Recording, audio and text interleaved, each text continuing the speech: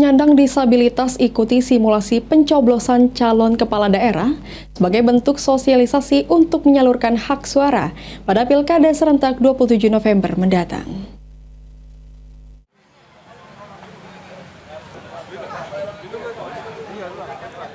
Sebanyak 564 pemilih yang terdaftar sebagai pemilih tetap di TPS 17 Kecamatan Jakabaring, Kelurahan 15 Ulu, Kota Palembang, mengikuti simulasi proses pemungutan dan perhitungan suara untuk pemilihan kepala daerah serentak tahun 2024. Simulasi digelar sebagai sosialisasi tata cara dan aturan di TPS, baik yang dilakukan pemilih maupun petugas KPPS. Simulasi pencoblosan dilakukan mulai dari pendaftaran, penerimaan surat suara, pencoblosan, hingga penggunaan tinta setelah pencoblosan. Rahmat Hidayat, pemilih disabilitas, berharap nantinya setiap TPS yang ada dapat memberikan akses bagi penyandang disabilitas dalam menyalurkan hak suara pada tanggal 27 November mendatang.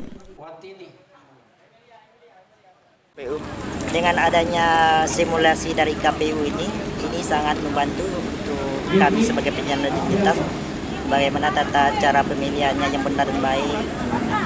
Harapannya untuk kami, untuk penyandang disabilitas untuk keseluruhannya, semoga pemimpin kita dapat yang terbaik nanti.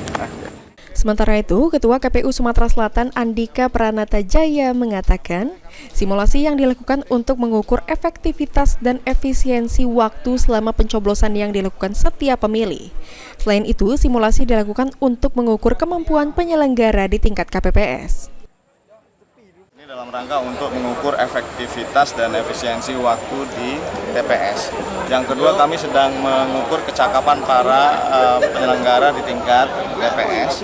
Yang ketiga, kami bisa mengetahui celah mana terkait dengan waktu kegiatan pelaksanaan yang dilaksanakan oleh KPPS, sehingga kami inginnya pekerjaan ini bisa dilaksanakan efektif, efisien, sempurna kalau bisa dalam pelaksanaan pemilihan gubernur, bupati, wali kota.